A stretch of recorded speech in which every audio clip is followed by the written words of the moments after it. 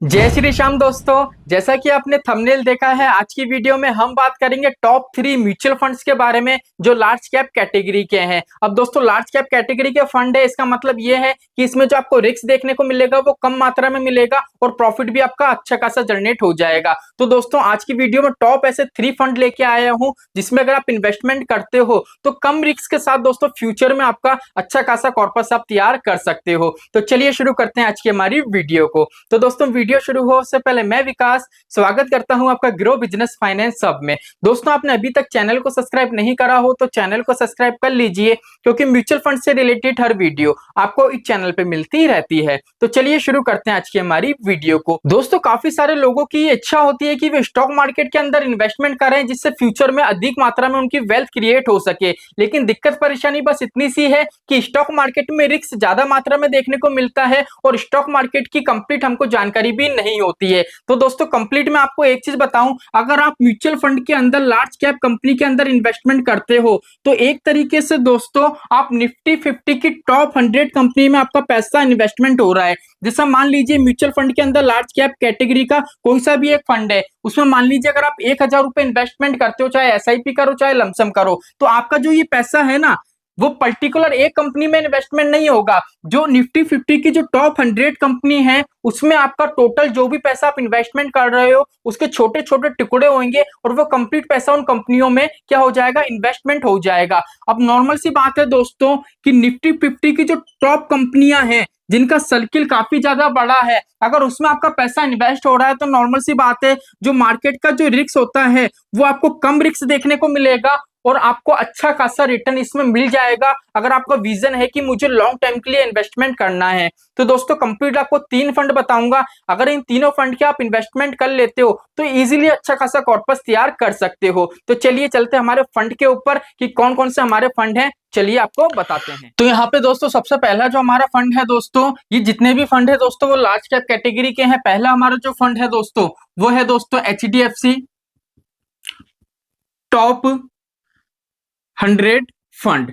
ठीक है, अब इस फंड के बारे में बात करें तो दोस्तों काफी बढ़िया फंड है। अब देखो इसकी कंप्लीट जानकारी मैं आपको बताता हूं। पहली चीज तो अगर हम फंड के साइज की बात करें तो 32,355 करोड़ का फंड का साइज है।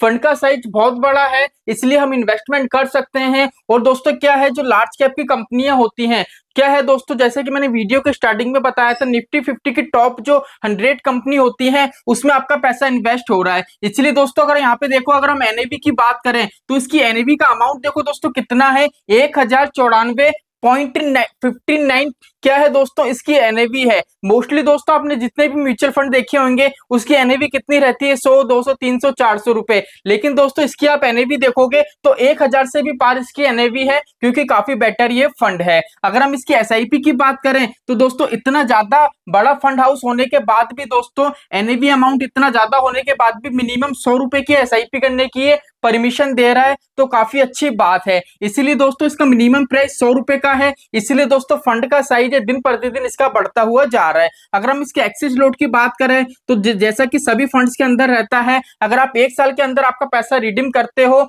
निकालते हो, तो क्या आपको 1% का दोस्तों एक्सेस लोड के रूप में देना पड़ेगा। अगर हम इसके बीटा की बात करें तो इसका बीटा है 0.95। अब 0.95 का मतलब ये है कि अगर किसी भी फंड का बीटा 1% के अंदर अंदर है तो हम ये कह सकते हैं कि मार्केट से वो फंड बिना रिस्क लेके, मतलब कम रिस्क लेके क्या है, हमको रिटर्न बना के दे रहा है। इसलिए जब भी आप म्यूचुअल फंड के अंदर इन्वेस्टमेंट करो तो आपको बीटा चेक करना है 1% से ज्यादा है या 1% से कम है। अगर एक्सपेंस रेशियो की बात करें तो यहाँ पे एक्सपेंस रेशियो बहुत ही ज्यादा बेकार है, 1% से भी ऊपर आ रहा है। अब बात ये नहीं है कि सर ये अभी के टाइम पे सिर्फ 1% से ऊपर है। ये फंड दोस्तों जब से लॉन्च हुआ है, जब से अभी तक की अगर आप इसकी एक्सपेंस रेशियो चेक करोगे, ट्रैक करोगे, तो आप ये देखोगे कभी इसका एक्सपेंस रेशियो 1.5 रहता है, कभी 1.3 रहता है, कभी 1.40 हो जाता है। ठीक है, तो एक्सपेंस रेशियो है दोस्तों हमेशा इसका 1% से ज्यादा ही रखता है। बस दोस्तों ये एक इसमें खामी है, बाकी फंड बहुत अच्छा है, आप इन्वेस्टमेंट कर सकते हो। अगर होल्डिंग की बात करें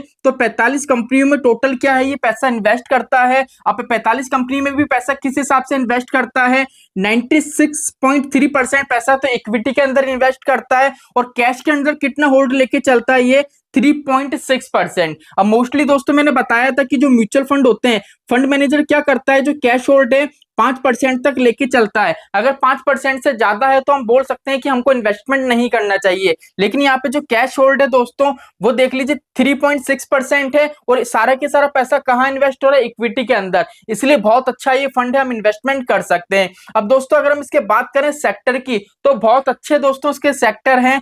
फाइनेंशियल सेक्टर की बात करें तो 32.9% का इन्वेस्ट है। कंस्ट्रक्शन की बात करें तो 7.5% का इन्वेस्टमेंट है। टेक्नोलॉजी पे देखें तो हम 9.6% का है। अगर हम देखें एनर्जी का तो 18.1% का इन्वेस्टमेंट है। दोस्तों क्या होता है, जब भी म्यूचुअल फंड में इन्वेस्टमेंट करते हैं तो हमको सेक्टर देखने पड़ते हैं कि हम जो, जैसे मान लीजिए आपने 1,000 रुपए की एसआईपी करी, तो आपने जो 1,000 रुपए की एसआईपी करी है वो पैसा आपकी कौन कौन सी कंपनियों में डिवाइड हो रहा है। अब जो जो भी कंपनियों में डिवाइड हो रहा है, जैसे मान लीजिए कि मान लीजिए आपका कोई फार्मा में हो रहा है, तो फार्मा के देखो दो चीज होती है। अगर आपका फार्मा में इन्वेस्टमेंट हो रहा है तो आपका फार्मा की डिटेल्स आ जाएगी। आपका अगर आपका बैंकिंग डिटेल में हो रहा है तो आप इससे होल्डिंग चेक करोगे तो वहां पर आ जाएगा एचडीएफसी बैंक हो गया, आईसीआईसी बैंक हो गया, एक्सिस बैंक हो गया। मतलब जो आपकी होल्डिंग होती है और आपका जो सेक्टर होता है, सेक्टर से ये पता पड़ता है कि आपकी होल्डिंग किस किस पार्ट में डिवाइड है। जैसे मान लीजिए बैंकिंग सेक्टर की होल्डिंग है तो आपको पता पड़ जाएगा कि हाँ बैंक होंगे इसमें। अगर कंस्ट्रक्शन का सेक्टर है तो आपको पता पड़ जाएगा कि इसमें जेके सीमेंट हो जाएगा, सीमेंट होएगी, मतलब मकान बनाना, रोड बनाने से रिलेटेड जितनी भी सामग्री होगी उसकी होल्डिंग आपके पोर्टफोलियो में होगी। तो यहाँ पे दोस्तों मैं आपको एक चीज बता दूं, जब भी आप इन्वेस्टमेंट करो किसी भी फंड के अंदर, तो आप मोस्टली ये देखना उसमें ये होल्डिंग तो होनी चाहिए, फाइनेंशियल की, कंस्ट्रक्शन की, टेक्नोलॉजी की, एनर्जी की, ये आपको दोस्तों होल्डिंग होनी ही चाहिए। क्योंकि ये होल्डिंग ऐसी है दोस्तों, कॉमन होल्डिंग है, और जितना ज्यादा पार्ट इसमें इन्वेस्टमेंट होगा उतना ही आप ये कह सकते हो कि फंड फ्यूचर में हमको अच्छी खासी ग्रोथ बना के देगा। अगर हम इसके रिटर्न की बात करें तो उसने 1 साल का जो रिटर्न बना के दिया है दोस्तों, सालाना बेस का ये रिटर्न है 37.48% का। अगर 3 साल की बात करें तो 22.98% का इसने रिटर्न बना के दिया है। अगर 5 साल के सालाना बेस की रिटर्न की बात करें तो 15% का क्या करा इसने एक्चुअल में रिटर्न बना के दिया है। तो दोस्तों काफी अच्छा फंड है, बस खामी इतनी सी है कि इसका एक्सपेंस रेशो है दोस्तों वो ज्यादा है। लेकिन एक्सपेंस रेशो को देख के अगर आप इन्वेस्टमेंट नहीं करो तो ये आपकी सबसे बड़ी भूल होगी। क्योंकि अगर लार्ज कैप कैटेगरी के अंदर आप इन्वेस्टमेंट करना चाहते हो तो दोस्तों ये तीनों फंड एक ऐसे इकलौते हैं दोस्तों जो फ्यूचर में आपको अच्छा खासा कॉर्पस बना के देंगे। उन तीनों फंड में से ये इकलौता एक ऐसा फंड है जो आपको बेटर रिटर्न बना के देगा। तो चलिए चलते हैं हमारे दूसरे फंड की तरफ। तो दोस्तों यहाँ पे हमारा जो दूसरा फंड है वो है Nippon India large cap fund. ठीक है, अब इस फंड के बारे में दोस्तों कंप्लीट मैं आपको जानकारी देता हूं। अगर हम इसके फंड साइज की बात देखें तो दोस्तों इसका जो फंड हाउस है दोस्तों, फंड साइज है वो काफी बड़ा है, 24,378 करोड़ का काफी बड़ा फंड साइज है दोस्तों। लार्ज कैप कैटेगरी का हमारा फंड है। अगर इसकी एनएवी की बात करें तो एनएवी दोस्तों इस फंड की 100 रुपए से कम है, 86 रुपए की मात्र क्या है इसकी एनएवी है। राउंड फिगर में आपको बता रहा हूं, इसमें दोस्तों मिनिमम आप 100 रुपए से आपकी एसआईपी कर सकते हो। अगर एक्सेस लोड की बात करें तो ये दोस्तों बहुत अच्छी लगी मुझे इस फंड के अंदर। अगर एक्सेस लोड की बात करें तो अगर 7 दिन के अंदर अंदर अगर आपका पैसा निकालते हो आप, तो आपको 1% का क्या करना पड़ेगा, एक्सेस लोड देना पड़ेगा। अब ये देखो सही चीज भी है, गलत चीज भी है। अब फंड हाउस ने क्या करा है, ये जो नया नियम है ये इस वजह से निकाला है। देख लीजिए मोस्टली जितने भी फंड दोस्तों इसमें 1 ईयर होता है, 1 ईयर होता है, 1 मंथ होता है, 6 मंथ होता है। लेकिन इस फंड ने खास यही नया करा है कि अगर 7 दिन के अंदर अंदर अगर आप आपका पैसा निकालते हो तो 1% का आपको एक्सेस लोड पे करना पड़ेगा।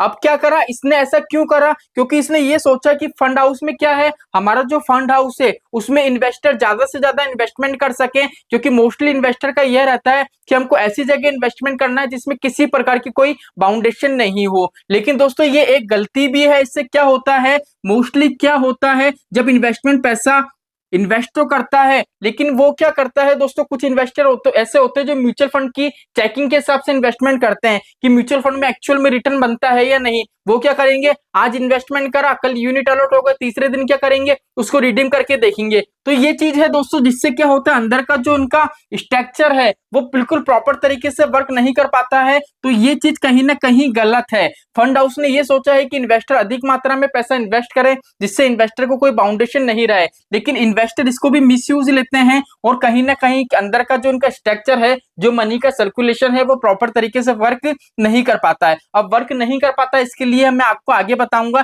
कि कैसे वर्क नहीं कर पाता है। अगर हम इसके बात करें बीटा की, तो इसका बीटा है दोस्तों 1% से कम है, 0.98 का 1% से कम है। इसका मतलब ये है ये मार्केट से कम रिस्क लेके क्या है इन्वेस्टर को रिटर्न बना के देता है। अगर हम इसके रिटर्न की बात करें तो उसने एक साल के अंदर जो सालाना बेस पे रिटर्न दिया है इन्वेस्टर को वो दिया 44.32% का। अगर हम 3 साल की बात करें तो 15% का रिटर्न दिया है इन्वेस्टर को। अगर हम 5 साल के सालाना बेस के इसकी रिटर्न की बात करें तो 18.4% का इसने रिटर्न इन्वेस्टर को बना के दिया है। दोस्तों देख लीजिए, आपको रिटर्न कम दिख रहा होगा, जैसे मान लीजिए 15 साल का है या 5 साल का है 15%, 5 साल का 18%। आप ये सोच रहे होगे कि सर रिटर्न कम है, लेकिन मैं आपको एक चीज बता दूं, अगर आप लार्ज कैप में इन्वेस्टमेंट करना चाहते हो और बिना रिस्क लिए अगर आप इन्वेस्टमेंट करना चाहते हो तो दोस्तों इससे बढ़िया रिटर्न आपको नहीं मिल सकता। अगर आपको उससे भी ज्यादा रिटर्न चाहिए तो फिर आप स्मॉल कैप के अंदर इन्वेस्टमेंट कर सकते हो। इसके ऊपर भी मैं पर्टिकुलर वीडियो बनाऊंगा। देन दोस्तों मैं आपको एक चीज और बता दूं,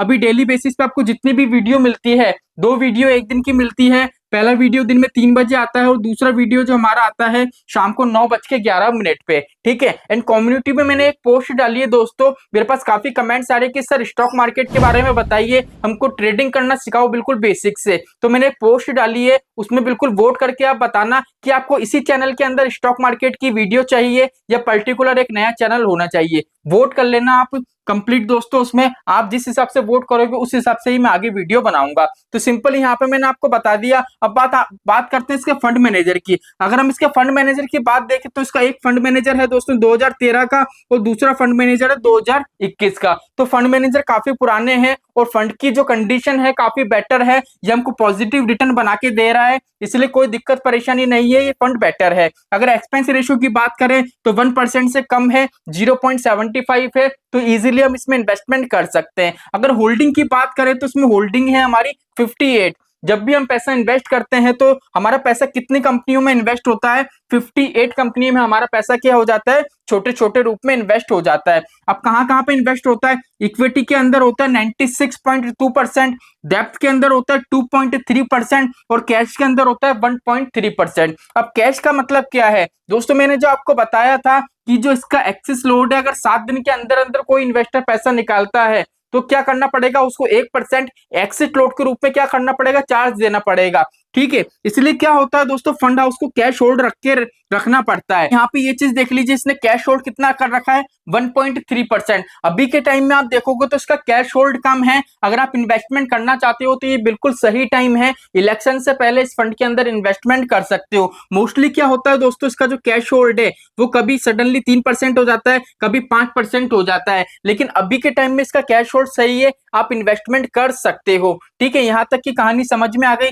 अब बात करते हैं कि सर इसका जो सेक्टर है, किस किस सेक्टर में पैसा इसने इन्वेस्टमेंट कर रखा है। देखो अगर हम सेक्टर की बात करें तो बहुत कम इसके सेक्टर हैं। देखो सेक्टर तो उसके प्रॉपर तरीके से फुल सेक्टर है, लेकिन सेक्टर के अंदर जो इन्वेस्टमेंट है वो कम इन्वेस्टमेंट है। अब कैसे कम इन्वेस्टमेंट है इसको समझो। अगर हम फाइनेंशियल की बात करें तो 34% का इन्वेस्टमेंट है। अगर कंस्ट्रक्शन की बात करें तो 5.2% का इन्वेस्टमेंट है। अगर एनर्जी की बात करें तो कितना परसेंट का इन्वेस्टमेंट है, 14% का। अब कहने का मतलब ये है जैसे कंस्ट्रक्शन में इसका 5.2% का पैसा इन्वेस्ट है, ठीक है। अब इसने ऐसा नहीं है कि इसकी परसेंटेज बढ़ा दी, जैसे 7.2 कर दी, ठीक है। अब जो 5.2% भी इसने पैसा कंस्ट्रक्शन में इन्वेस्टमेंट कर रखा है ना, तो उसमें भी इसने ऐसी ऐसी कंपनियां ले रखी हैं जो स्टेबल है, फ्यूचर में हमको रिटर्न बना के दे सकती हैं। तो ये काफी बेटर फंड है दोस्तों। अगर इन दोनों में आप कंपेयर करना चाहो तो मैं बताऊंगा फर्स्ट नंबर पे ये आपका फंड आएगा एंड सेकंड नंबर पे आपका ये फंड आएगा इन्वेस्टमेंट के तौर पे। अगर दोनों में से किसी एक फंड को लेना चाहो तो निप्पॉन इंडिया लार्ज कैप आपके लिए बेटर ऑप्शन है। अब तीसरा हमारा जो फंड है दोस्तों वो है आईसीआईसी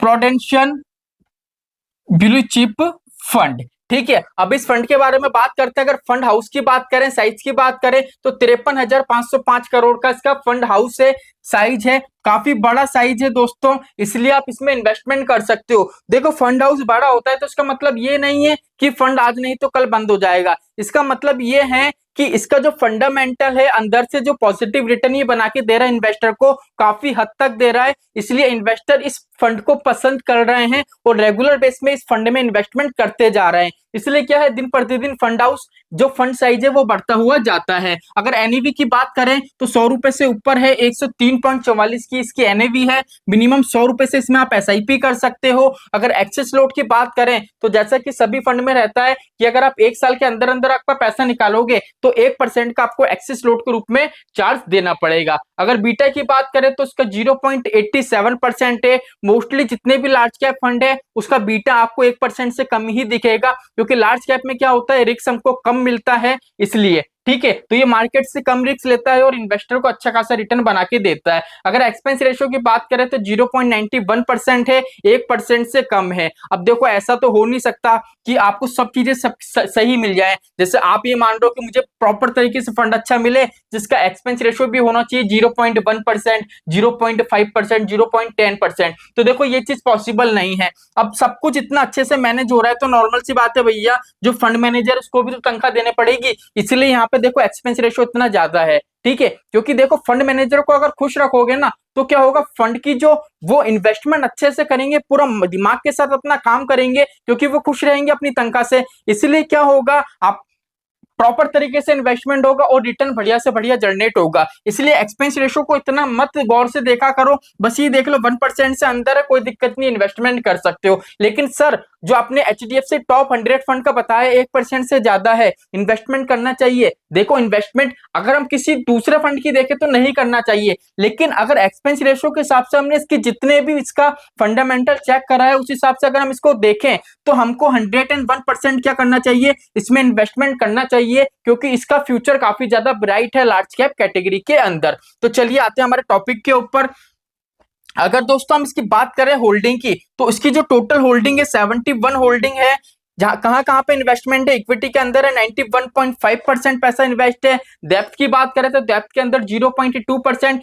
बस इसमें दोस्तों एक कमी यही है, जो कैश होल्ड ये लेके चलता है वो ज्यादा मात्रा में लेके चलता है। इसका जो कैश होल्ड है वो 8.2% है। मोस्टली जब भी आप इसका कैश होल्ड चेक करोगे तो आपको मिलेगा कभी 5% मिलेगा, कभी 5% से ज्यादा मिलेगा, 4% से कम तो आपको इसका कैश होल्ड मिलेगा ही नहीं। बस इसमें एक चीज यही है, अब मान लीजिए अगर इसका कैश होल्ड मान लीजिए अगर 3% होता, ठीक है, या मान लीजिए 4% होता, तो इसका जो एडिशनल 4% है वो अगर इसमें ऐड हो जाता तो कितना हो जाता, ये हो जाता 95% पैसा इन्वेस्ट। तो कहीं ना कहीं जो आपको रिटर्न मिलता वो और ज्यादा बेटर मिल सकता था। लेकिन कोई दिक्कत परेशानी नहीं है, फंड अच्छा है नो डाउट। इतने बड़े फंड साइज के साथ अगर आप देखोगे तो नॉर्मल सी बात है, लोग इन्वेस्ट भी करेंगे, पैसा निकालेंगे भी। इसलिए क्या है दोस्तों, कैश इतना रखना ही पड़ेगा इनको। ठीक है, अब बात आती है कि सर इसके सेक्टर कौन कौन से हैं। देखो फाइनेंशियल का जो सेक्टर है उसमें 20.5% का है, ऑटोमोबाइल्स का उसमें 15.5% का है, हेल्थ केयर में है 6.5% का और कंस्ट्रक्शन में है 14.1% का। तो इसके सेक्टर भी बहुत अच्छे हैं, होल्डिंग भी बहुत अच्छी है इसके जितने। जैसे मान लीजिए फाइनेंशियल की बात करें कि 20.5% है, और फाइनेंशियल के हिसाब से इसने जितना भी पैसा इन्वेस्ट करा है 15.5% पैसा।